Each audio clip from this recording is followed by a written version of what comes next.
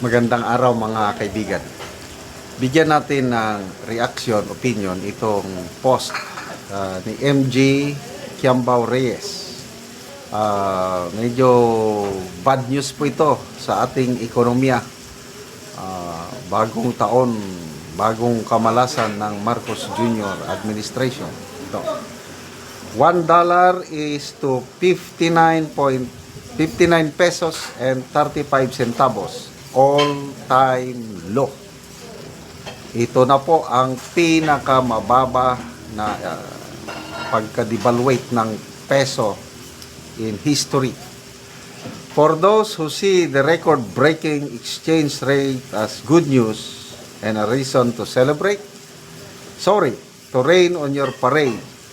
But here's the cold, hard truth. A weak Philippine peso is not a bonus.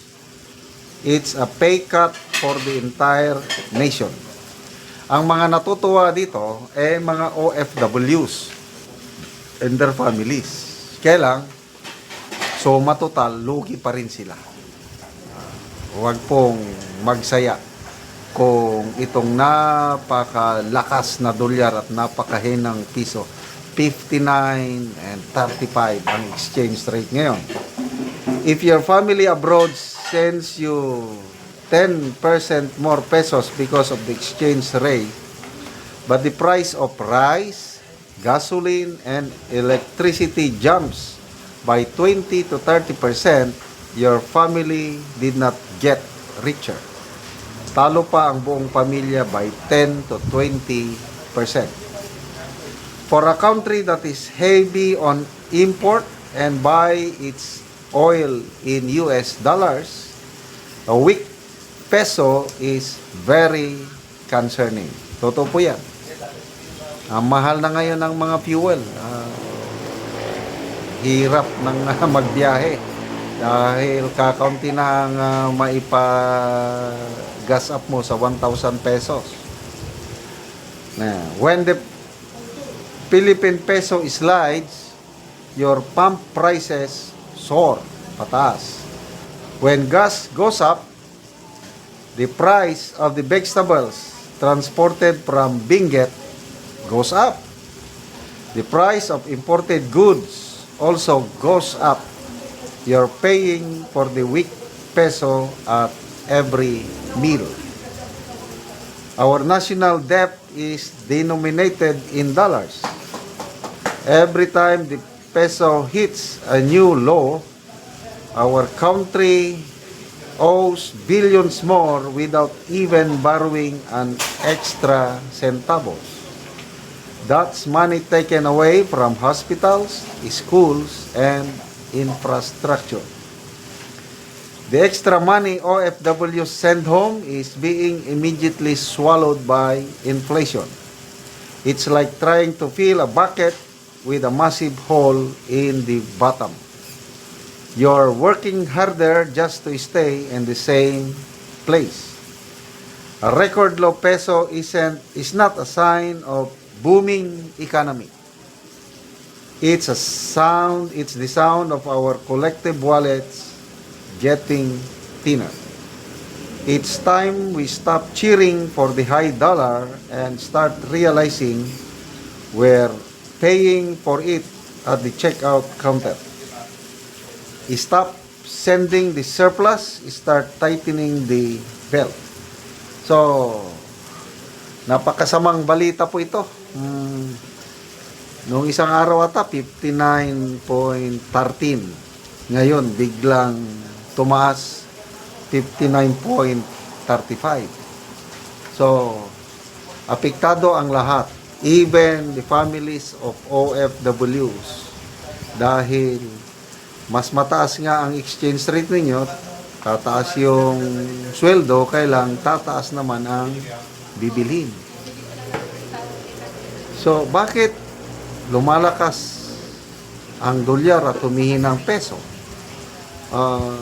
Maraming factors yan. This is a sign of a weak economy. Wala nang confidence ng mga local and foreign investors sa atin. At masamang pangitain. Ang masama nito, baka mamaya aabot na lang ito ng senior citizen, 60 pesos per dollar. So lalong nahirapan. 2026 is make or break sa ating economy. Paano ngayon maibabalik ang tiwala ng taong bayan sa gobyernong ito?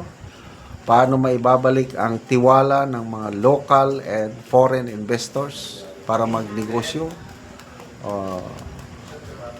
Lumiliit ang yung dumadami ang walang trabaho, dumadami ang nagugutom. Talagang kaya ang Pangulo desperado na, ang naisip na lang niya is cabinet revamp. Kasi ang rating ng kanyang gabinete, katulad niya, negative. Ang gabinete niya is negative 27% ang performance rating. Lahat ng gabinete ng Pangulo sa survey ng Pulse Asia is negative. Ilan yun? 24% ang approval, 51% ang disapproval, kaya nagkaroon ng negative 27% net satisfaction rating. Kaya ayun, ang naisip na lang is cabinet revamp. Kahit every month kayong mag-cabinet revamp kung ang Pangulo diyan pa rin na palagi lang desisyon is sabi nga ng isang political analyst, si Mr. Lito Banayo, optics governance, yung lahat ng ginagawa ba is pakitang tao lang, cosmetics, para lang lumalabas na mayroong ginagawa. Kaya lang yung ginagawa kulang. Kung sa pa tinimbang ka, ngunit kulang. So magdasal po tayo na sana ma-reverse itong pagbaba ng peso natin laban sa dolyar, dahil lahat tayo magiging kawawa nito, including pamilya ng OFWs. Salamat mga kaibigan sa inyong pagsubaybay sa ating channel. Nakakatulong kayo ng malaki sa tribong Talandig ng Bukidnon, dahil ang income natin sa channel na ito is pantulong po sa tribo. Namimigay tayo ng libreng yero at pako para makapagpatayo sila ng mas maayos na tirahan. Panoorin nyo ang video na ito. Ni siyang kulang na taga-anog yero. So muna ni ang iyang balay. Ug karon muna ni ang itsura sa atop ni angkol sa natagaan og yero. So mga putol-putol na jod. O gipang butangan na gani og mga kahoy kay kung mag-ulan magtulo na.